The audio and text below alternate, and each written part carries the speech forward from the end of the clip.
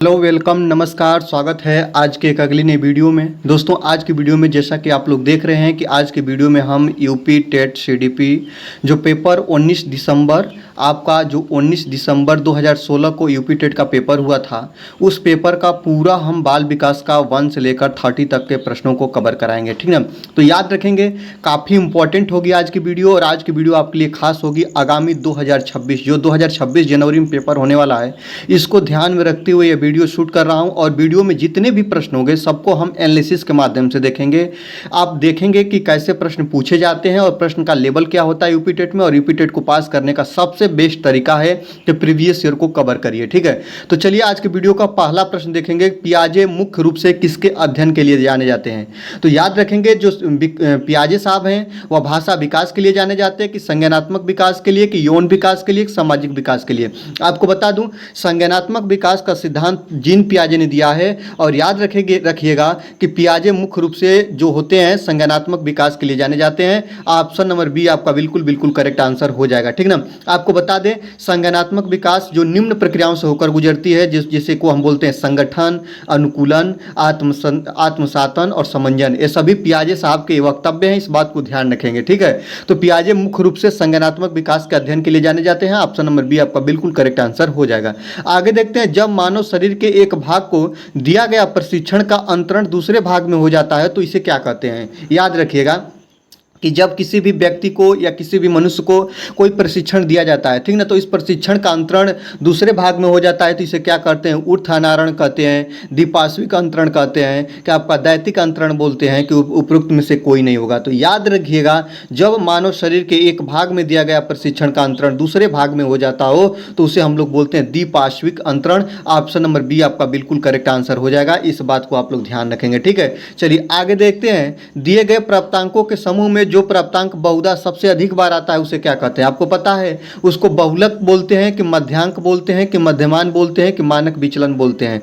तो दिए गए प्राप्तांक में जैसे कि मान लीजिए 4 दिया, 5 दिया, 4 दिया, 6, 3 दिया, 6 दिया, 4 दिया, ऐसा आपको कोई प्राप्तांक दे दिया और इसमें जो सबसे अधिक बार आता है उसको हम लोग क्या बोलते हैं? जैसे 4 सबसे अधिक बार आया है तो इसको हम लोग बोलते हैं क्या? बहुलक बोलते हैं। ऑप्शन नंबर ए आपका बिल्कुल करेक्ट आंसर हो जाएगा। आगे देखते हैं 4 नंबर की बात करेंगे। 4 नंबर कह रहा है क्रिया प्रसूत अनुकूलन सिद्धांत का प्रतिपादन किसने किया था? यही आपको बताना है। जो क्रिया प्रसूत अनुकूलन का सिद्धांत है पावलाव साहब दिए हैं, कि आप यहाँ पे बोर्नडाइक नहीं होगा, थॉर्नडाइक होगा। दोस्तों थॉर्नडाइक साहब दिए हैं, कि आपका स्कैनर साहब दिए हैं, कि कोहलर साहब दिए हैं। इस बात को याद रखिएगा।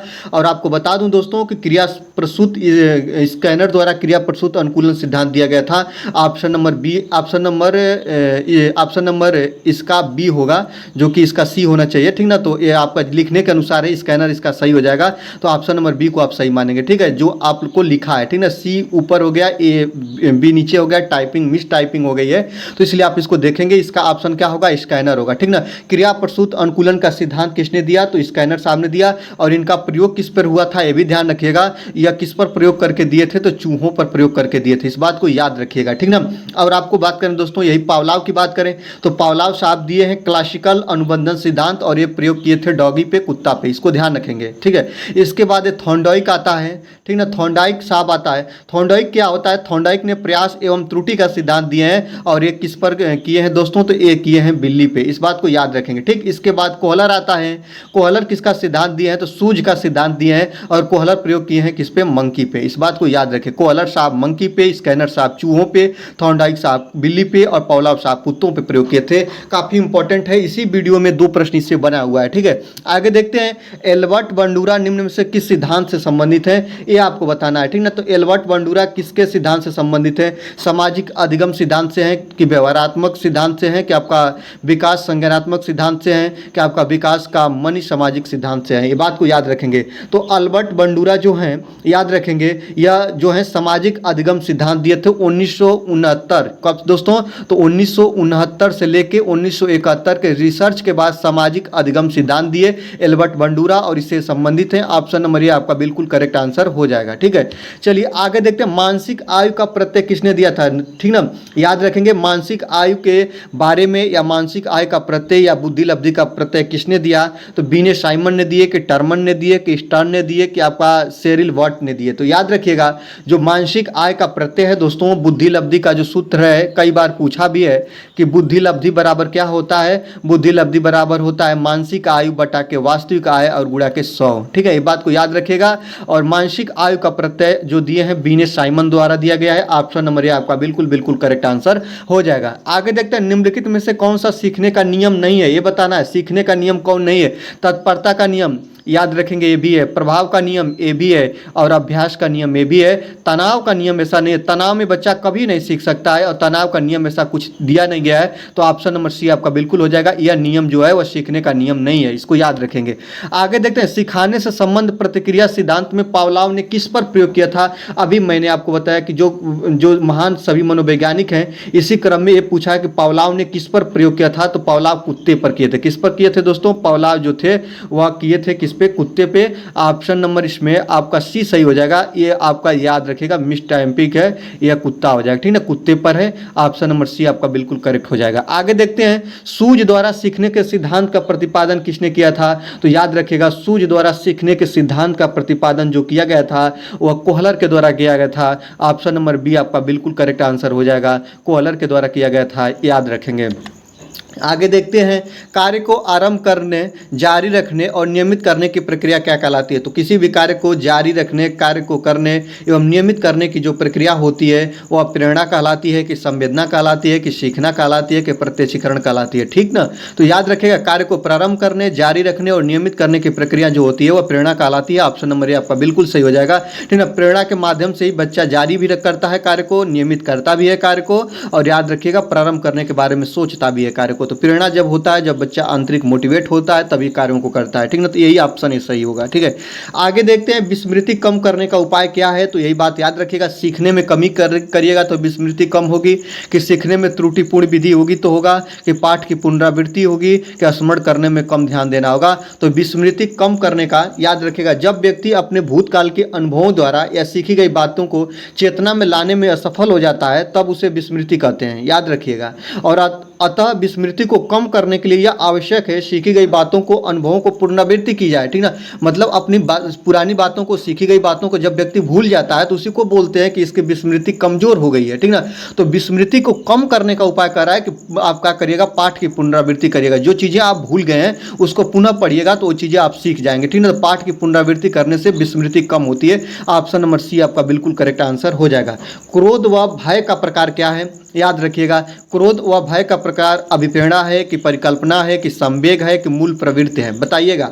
तो जो क्रोध व संवेग, क्रोध व भय का प्रकार है इसको क्या बोलते हैं, संवेग बोलते हैं। क्या बोलते हैं, संवेग बोलते हैं। ऑप्शन नंबर सी आपका बिल्कुल करेक्ट आंसर हो जाएगा। क्रोध व भय संवेग के प्रकार हैं और किन्होंने बताया है, तो यह मैकडूगल, याद रखेंगे, महान मनोवैज्ञानिक है मैकडूगल द्वारा इसी 14 संवेगों की व्याख्या की गई है। इनके अनुसार बताया गया था कितने पूरे संवेग हैं, तो 14 संवेग हैं। और याद रखिएगा ये बताने वाले जो महान वैज्ञानिक हैं वह मैकडूगल हैं। कौन है दोस्तों, मैकडूगल हैं, इसको याद रखेंगे, ठीक ना, याद रखिएगा इसको, ठीक है। और ये सभी अवस्था परिवर्तन होते रहते हैं। संवेग का क्या होता है दोस्तों, अवस्था परिवर्तन होता है। हृदय की गति में परिवर्तन, रक्तचाप में परिवर्तन, सांस की गति में परिवर्तन, इसके द्वारा बाहरी अंगों में परिवर्तन, संवेग परिवर्तन के तमाम रूप होते हैं, इसको ध्यान रखेंगे। आगे देखते हैं, 13 नंबर बात करेंगे, दूसरे व्यक्ति के बाह्य व्यवहार की नकल है। तो दूसरे व्यक्ति के बाह्य व्यवहार की नकल क्या है, सीखना है कि आपका कल्पना करना है कि आपका अनुकरण करना है कि आपका चिंतन करना है। तो मतलब दूसरी व्यक्ति द्वारा देखी गई बात को किसी अन्य व्यक्ति द्वारा देखकर उसे हम क्या कहते हैं, तो उसे हम सीखना कहते हैं, कि उसे हम कल्पना कहते हैं, कि उसे हम अनुकरण करते हैं, कि उसे चिंतन करते हैं। आपको पता होना चाहिए कितने लोग सीखने के साथ जाएंगे, लेकिन सीखना ऑप्शन बिल्कुल गलत है। दूसरे व्यक्ति के बाह्य व्यवहार की नकल करना, यहाँ पे देखिएगा एक शब्द है नकल करना, और नकल का मतलब होता है अनुकरण, याद रखिएगा, इसी का पर्यायवाची शब्द है अनुकरण। नकल करना ही क्या कहलाता है, अनुकरण कहलाता है। किसी दूसरे व्यक्ति की बातों को या उनके वक्तव्यों को या उनके कार्यशैली को देखकर सीखना ही अनुकरण स्मरण कहलाता है। ऑप्शन नंबर सी आपका बिल्कुल करेक्ट आंसर हो जाएगा। 14 नंबर की बात करें, यदि पूर्व ज्ञान व अनुभव नए प्रकार के सीखने में सहायता प्रदान करते हैं तो उसे हम क्या बोलते हैं, यही आपको बताना है। मतलब पूर्व ज्ञान, कोई पूर्व की बात हो, ठीक ना, जैसे कि पूर्व की बातों को हम ध्यान में रखते हुए नई बातों को सीख लेते हैं तो उसको हम सकारात्मक प्रशिक्षण स्थानांतरण बोलते हैं। ऑप्शन नंबर बी आपका बिल्कुल हो जाएगा। नकारात्मक तो होगा नहीं, प्रशिक्षण स्थानांतरण होगा नहीं, सीखना होगा नहीं, तो इसको हम बोलते हैं सकारात्मक प्रशिक्षण सिद्धांत। अगर बात करें तो धनात्मक अंतरण को सकारात्मक अंतरण भी कहते हैं। जब पूर्व अर्जित ज्ञान व नवीन ज्ञान को अर्जित करने में सहायता होता है तो उसे हम धनात्मक या सकारात्मक अंतरण बोलते हैं। इस बात को याद रखिएगा। ऑप्शन नंबर बी को क्या मानिएगा, सही मानिएगा। क्या मानिएगा दोस्तों, बी को सही मानिएगा। ठीक है, आगे चलते हैं। सीखी हुई बात को स्मरण करने या पुनः स्मरण करने की असफलता को क्या कहते हैं, तो याद रखिएगा। अभी ये प्रश्न इसी वीडियो में, इसी साल के पेपर में मैं आपको बात करूं तो इसी साल के पेपर में यह प्रश्न 2 बार रिपीट हुआ है कि मतलब सीखी हुई बात को स्मरण करने या पुनः स्मरण करने की जो असफलता होती है उसे हम क्या कहते हैं, कल्पना कहते हैं, क्या बोलते हैं, कल्पना बोलते हैं कि विस्मृति बोलते हैं कि स्मृति बोलते हैं कि बयान बोलते हैं। आपको पता है कि जब हम सीखी गई बात को भूल जाते हैं कि 4 + 4 = 8 है और पुनः इसको सीखने के लिए हम क्या करते हैं, स्मरण करते हैं, पुनः हम इसको पढ़ते हैं, ठीक ना, तो इसको हम क्या बोलते हैं, विस्मृति बोलते हैं। याद रखिएगा, विस्मृति बोला जाता है। इसी वीडियो में मैंने एक प्रश्न इसी पर और बता चुका हूँ। ठीक है, बी नंबर ऑप्शन आपका सही हो जाएगा। आगे देखते हैं, टर्मन बता रहा है, टर्मन के अनुसार 90 से 100 बुद्धि लब्धि का बालक माना जाता है। तो टर्मन के अनुसार जिसका बुद्धि लब्धि 90 से 100 के बीच में है उसको हम क्या बोलेंगे, मंद बुद्धि का बोलेंगे कि श्रेष्ठ बुद्धि का बोलेंगे, सामान्य बुद्धि का बोलेंगे कि क्षीण बुद्धि का बोलेंगे। याद रखिएगा, बुद्धि लब्धि का वर्गीकरण IQ के आधार पर किन्होंने किया है, ये बात याद रखिएगा, टर्मन साहब किए हैं। ये भी बात एक प्रश्न बन सकता है, इसको ध्यान रखेंगे। बुद्धि लब्धि का सूत्र क्या होता है ये आपको बताना है, तो मानसिक आयु बटा के वास्तविक आयु गुणा के 100 होता है। ये भी प्रश्न बन सकता है, बना भी है, बन नहीं सकता है, बना भी है, इसको याद रखेंगे। और आपसे रिक्वेस्ट करेंगे कि वीडियो अच्छी लग रही है तो वीडियो को लाइक कर लीजिएगा। केवल आपका एक लाइक मुझे अगली वीडियो लाने के लिए मोटिवेट करता है और सारे वीडियो आपके सामने होंगे। ऐसा कोई भी प्रश्न या टॉपिक नहीं होगा जो आपके पेपर में आ जाए और वीडियो में ना हो, ठीक ना। तो इस बात को ध्यान में रखते हुए आप चैनल से जुड़ जाइए, चैनल को सब्सक्राइब कर लीजिए, बेल आइकन को प्रेस कर लिए। वीडियो अच्छी लगे तो वीडियो को लाइक करिए, अपने दोस्तों के साथ शेयर करिए, ठीक ना। और एक साथ जुड़ के एक बड़ा सा परिवार बनाइए और फैमिली अपनी बड़ी हो जिससे पढ़ने में हमको और आपको दोनों लोगों को रुचि मिले। ठीक है, तो आगे देखते हैं। टर्मन के अनुसार 90 से 100 बुद्धि लब्धि का बालक माना जाता है। क्या माना जाता है, मैं आपको एक बात बता दूं कि याद रखिएगा, जिस भी बच्चे का 71 से कम बुद्धि लब्धि है ना उसको जड़ बुद्धि बोलते हैं। क्या बोलते हैं दोस्तों, जड़ बुद्धि बोलते हैं। जिसका 71 से 80 के बीच में है ना उसको अल्प बुद्धि बोला जाता है।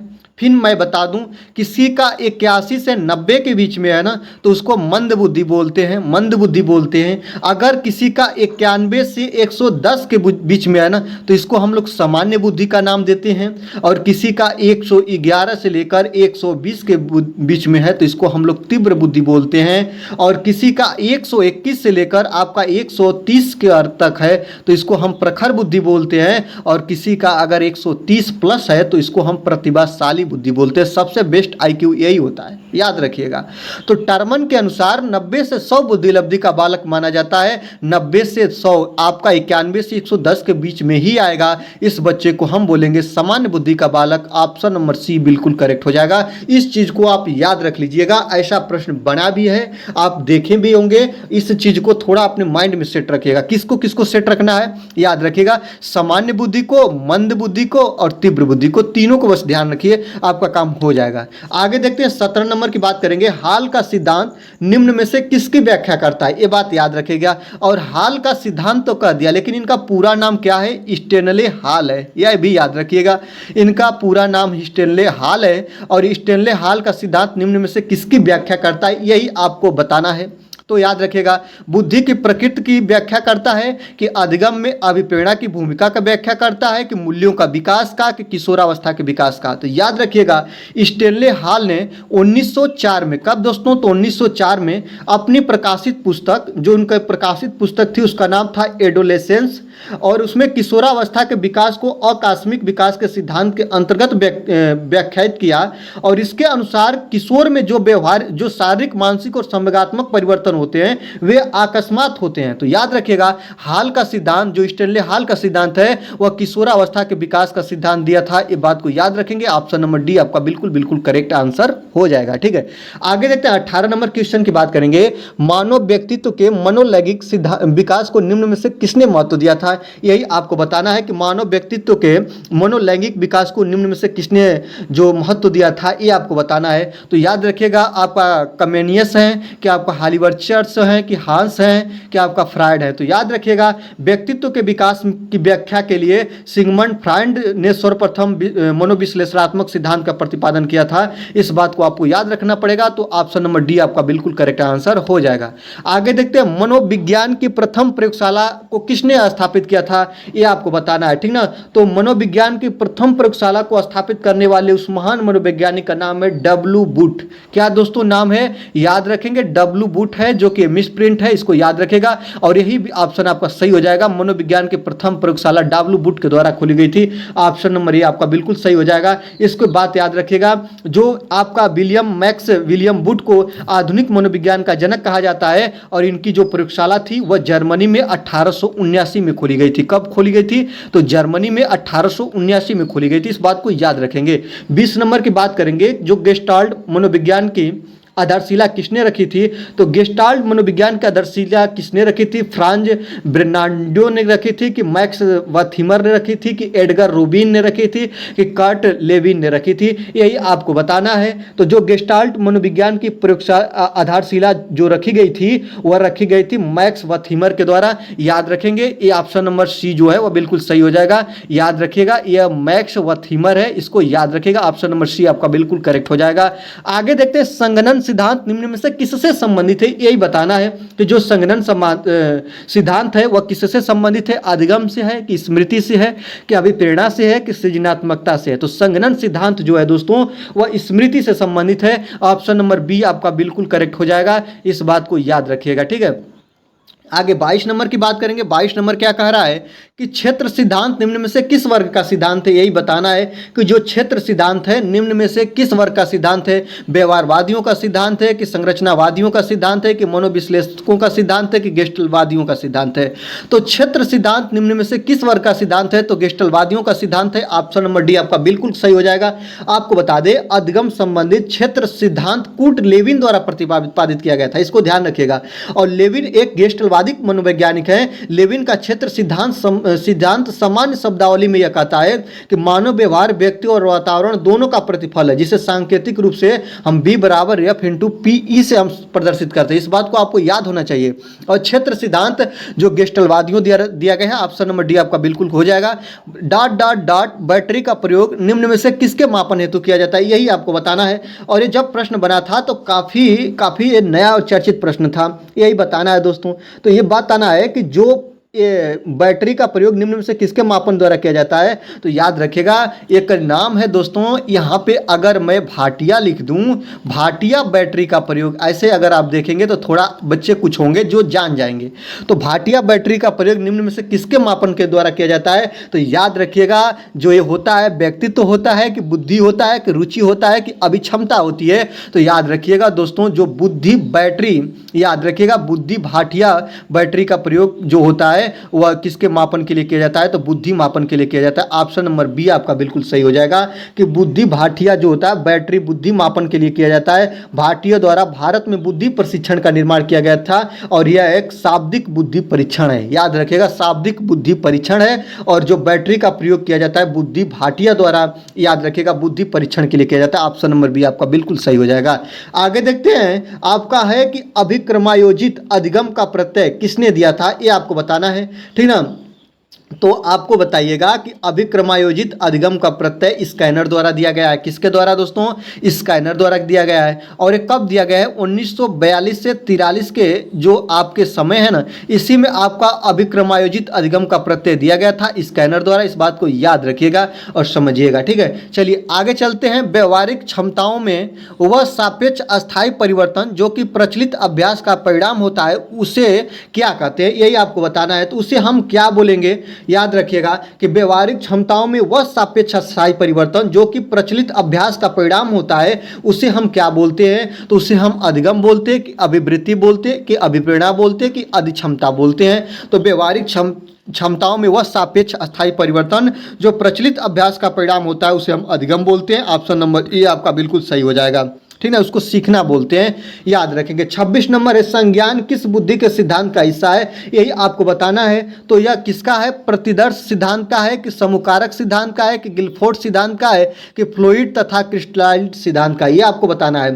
तो याद रखेगा संज्ञान किस बुद्धि सिद्धांत का हिस्सा है, तो संज्ञान जो है गिलफोर्ड सिद्धांत का हिस्सा है। ऑप्शन नंबर सी आपका बिल्कुल सही हो जाएगा, इस बात को याद रखिएगा, ठीक ना। चलिए आगे ले चलते हैं। आगे आप देखिएगा 27 नंबर क्वेश्चन, 8 वर्ष के सुधीर की मानसिक आयु 10 वर्ष है, उसकी बुद्धि लब्धि कितनी होगी, ठीक ना। याद रखेंगे इस प्रश्न को याद करने के लिए आपको सूत्र है कि बुद्धि लब्धि बराबर होता है मानसिक आयु बटा के वास्तविक आयु और गुणा के 100, ये होता है सूत्र। तो आपको बताना है कि उसकी मानसिक आयु कितनी है, 10 वर्ष है, और उसकी वास्तविक आयु कितनी है, 8 वर्ष है, और गुणा के 100 रखिएगा और यही आपको कैलकुलेट करिएगा तो ये आपका बुद्धि लब्धि IQ निकल जाएगा। तो आपको इसको लगाना पड़ेगा, तो आप इस पर का 1000 कर लीजिए, नीचे 8 कर लीजिए, आपको पता भी है दोस्तों। अब क्या करिए कि 8 से आप 1000 में भाग दे दीजिए, एक बार जाएगा, यहाँ पे 2 हो जाएगा, 0 लगेगा, 8 दूना के 16 होगा, यहाँ पे कटेगा, 10 में से 6 4 होगा, 0 होगा, 8 पचे के 40 होगा। बुद्धि लब्धि का मान कितना आएगा, 125 आएगा, 125। ऑप्शन नंबर डी आपका बिल्कुल करेक्ट आंसर हो जाएगा। बुद्धि लब्धि का सूत्र याद रखिएगा, निकालने का तरीका आपको बता दिया, इसी क्रम में निकलता है। किसी साल किसी ना किसी साल प्रश्न पूछा है, बुद्धि लब्धि का सूत्र पूछ दिया, बुद्धि लब्धि निकालने का तरीका पूछ दिया, आप ऐसे कैलकुलेट करेंगे, ठीक है। चलिए 28 नंबर क्वेश्चन की बात करेंगे कि संवेग का कौन सा सिद्धांत इस विचार को मानता है कि संवेगात्मक अनुभव संवेगात्मक व्यवहार पर आधारित है, ठीक ना। तो याद रखिएगा यह सिद्धांत जो होता है जेम्स लैंग सिद्धांत का है। याद रखिएगा जेम्स लैंग सिद्धांत के अनुसार पहले संवेगात्मक व्यवहार होता है और तब संवेगात्मक व्यवहार होता है, इसको याद रखिएगा, ठीक ना, ये बात को याद रखिएगा। और ये किसका सिद्धांत है दोस्तों, याद रखेंगे जेम्स लैंग सिद्धांत का है। ऑप्शन नंबर ए आपका बिल्कुल सही हो जाएगा।